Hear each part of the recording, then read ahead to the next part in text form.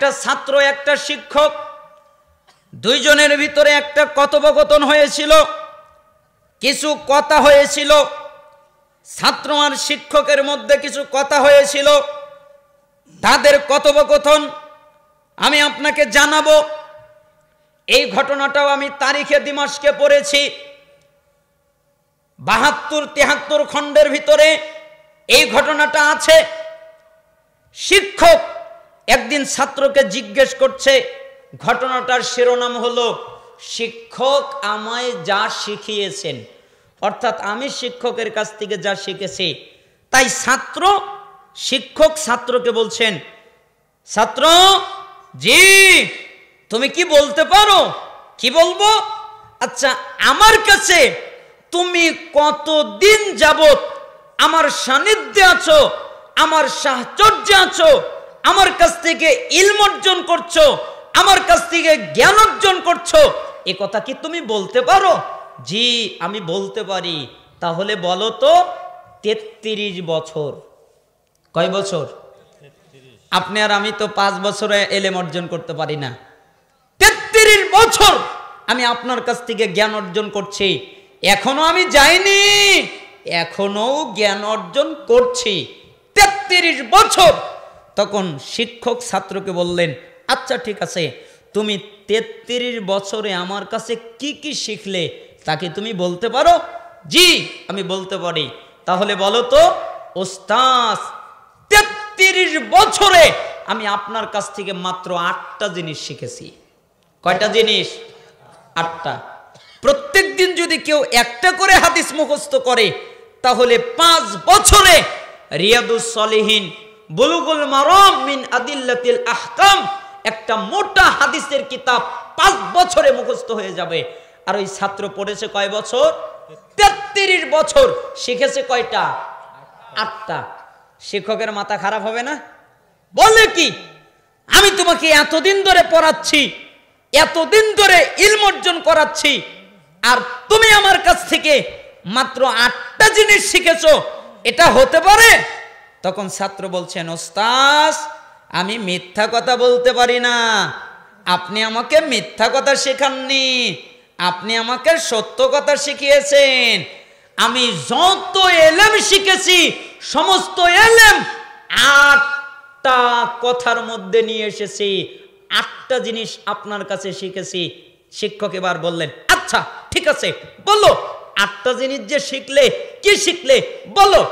ওস্তাদ, 1, আমি সৃষ্টিজীবীর প্রতি লক্ষ্য করে দেখলাম, আমি মানুষদের প্রতি লক্ষ্য করে দেখলাম, প্রত্যেকটা সৃষ্টিজীবের, প্রত্যেকটা মানুষের একজন করে আপনজন আছে, ঠিক না? আপনাদের কি মনে হয় আপনজন নাই? আপনাদের আপনজন আছে না নাই? আছে। কারো আপনজন মা, কারো আপনজন বাবা, কারো আপনজন স্ত্রী, এটা আবার বেশি, কারো আপনজন সন্তান, কারো আপনজন ভাই, কারো আপনজন বন্ধু, কারো আপনজন প্রতিবেশী, যার কাছে যে আপন। প্রত্যেকটা মানুষের একজন করে আপনজন আছে, ঠিক না? আপনজন আছে না নাই? আছে। কিন্তু আমি লক্ষ্য করে দেখলাম, এই মানুষটা যখন মারা যায়, এই মানুষটা যখন কবরে যায়, তখন এই আপনজন এই মানুষের সাথে কবরে যায় না, ঠিক না? আপনার আপনজন আপনার সাথে কবরে যাবে? আপনার আপনজন আপনার সাথে কবরে যাবে না। এই মানুষটা, এই আপনজন কবরে যায় না। তাই আমি লক্ষ্য করে দেখলাম, একটা জিনিসকে আপনজন বানালে ওই জিনিস আমাকে ত্যাগ করবে না, ওটা হলো নেক আমল। হে আমার ওস্তাদ, তাই আমি পৃথিবীর কাউকে আপনজন বানাইনি, আমি আপনজন বানিয়েছি নেক আমলকে। আমি জানি পৃথিবীর মানুষ আমাকে ত্যাগ করবে, আমাকে ছেড়ে দিবে, আমাকে একলা রেখে দিবে, কিন্তু আমার নেক আমল আমাকে একা ছাড়বে না, আমার সাথে আমার কবরেও থাকবে। তাই আমি নেক আমলকে আপনজন বানিয়েছি। ওস্তাদের দিকে আবার ছাত্র তাকিয়ে দেখে, ওস্তাদের 2 চোখ দিয়ে টস টস করে পানি পড়তেছে। উস্তাদ কেঁদে দিয়েছে। উস্তাদ আপনি কাঁদেন কেন? আরে তুমি 8টা জিনিস আমার কাছ থেকে শিখেছো, এই 8টা জিনিস যদি বাদ দাও, তার তুমি জানো যেটা এখন আমাকে বললে নেক আমলকে আপনজন বানানো, আর 7টা যদি নাও বলো, এই একটা জিনিসও যদি আপনজন বানাও তাহলে তুমি সফল কাম। আরে তুমি তো ইলম অর্জন করেছো, এক কথার ভিতরেই তুমি সমস্ত ইলম বলে দিয়েছো। এই কথা বলছেন আর কাঁদতেছেন। ওস্তাদ আর শুনবেন না?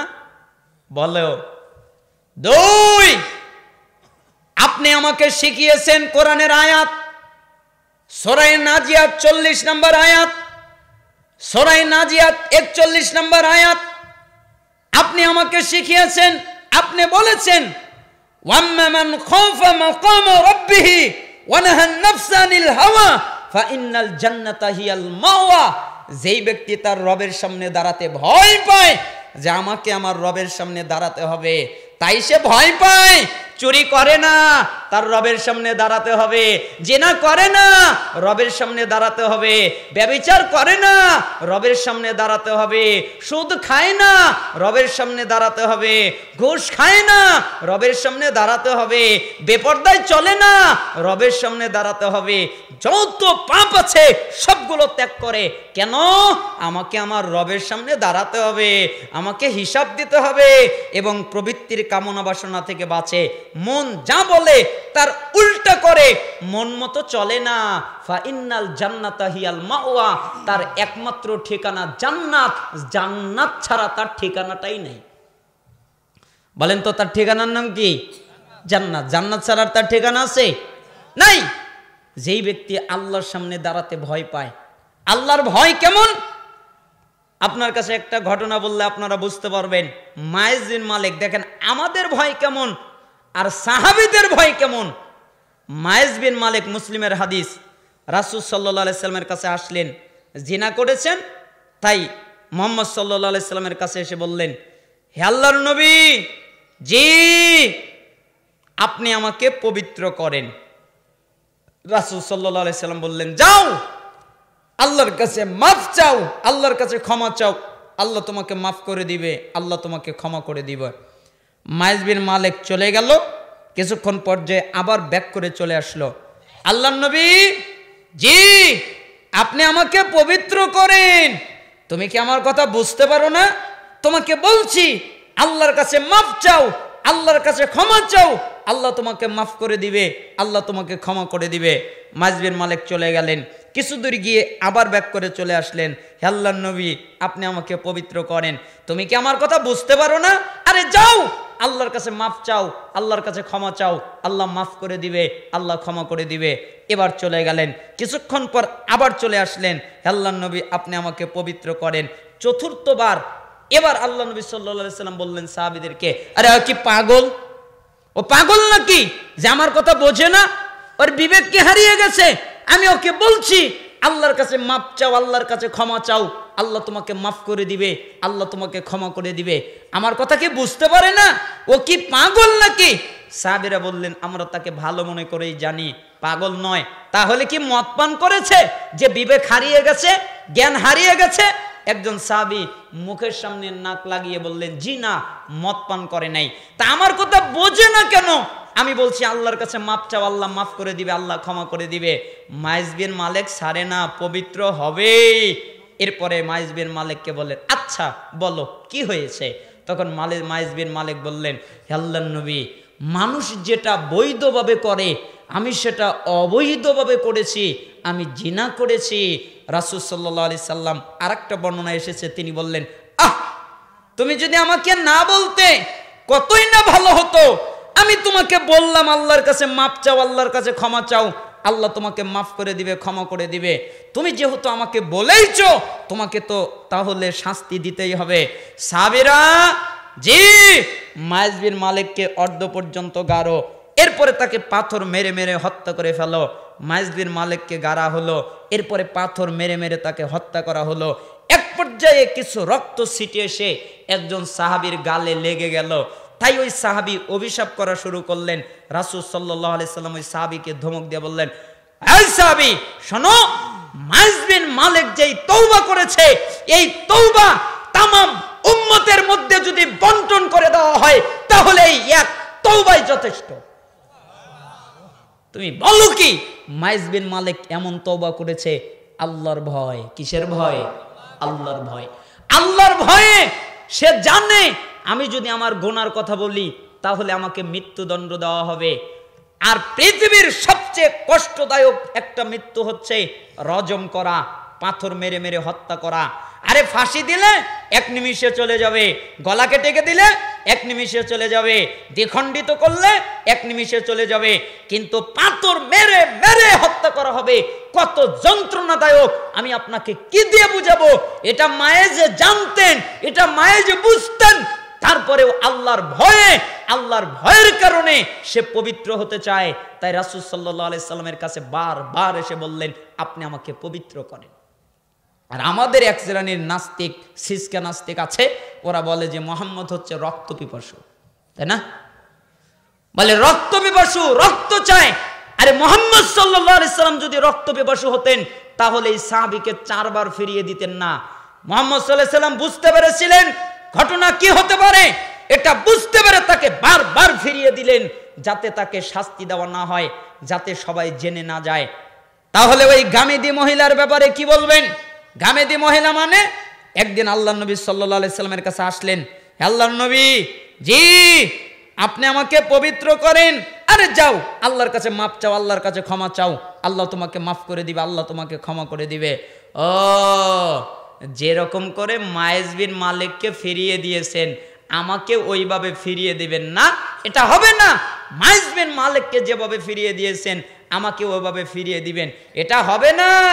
আচ্ছা ঠিক আছে, কি করেছে বলো? আল্লাহর নবী আমি জিনা করেছি, আমি এখন গর্ভবতী। আচ্ছা ঠিক আছে চলে যাও, যখন তোমার গর্ভের বাচ্চা ভূমিষ্ঠ হবে তখন তুমি আমার কাছে আসিও। ওই মহিলাটা চলে গেল, কিছুদিন পরে বাচ্চা ভূমিষ্ঠ হলো, বাচ্চাকে হাতে করে মুহাম্মদ সাল্লাল্লাহু আলাইহি সাল্লামের কাছে এসে বলল, আল্লাহর নবী জি এই যে দেখেন আমার বাচ্চা ভূমিষ্ঠ হয়েছে, আপনি আমাকে পবিত্র করেন। ও তোমার বাচ্চা তো দুধ পান করে তাই না? জি যাও চলে যাও, 2 বছর আগে দুধ পান করাও, তারপরে আমার কাছে আসিও। বাচ্চাকে নিয়ে মহিলা চলে গেল। 2 বছর পরে বাচ্চার হাতে একটা রুটি ধরিয়ে মুহাম্মদ সাল্লাল্লাহু আলাইহি সাল্লামের কাছে চলে আসলো। এরপরে আসার পরে বলল, হে নবী এই যে দেখেন আমার বাচ্চা এখন দুধ পান করে না, আমার বাচ্চা এখন রুটি খেতে পারে, অতএব আপনি আমাকে পবিত্র করেন।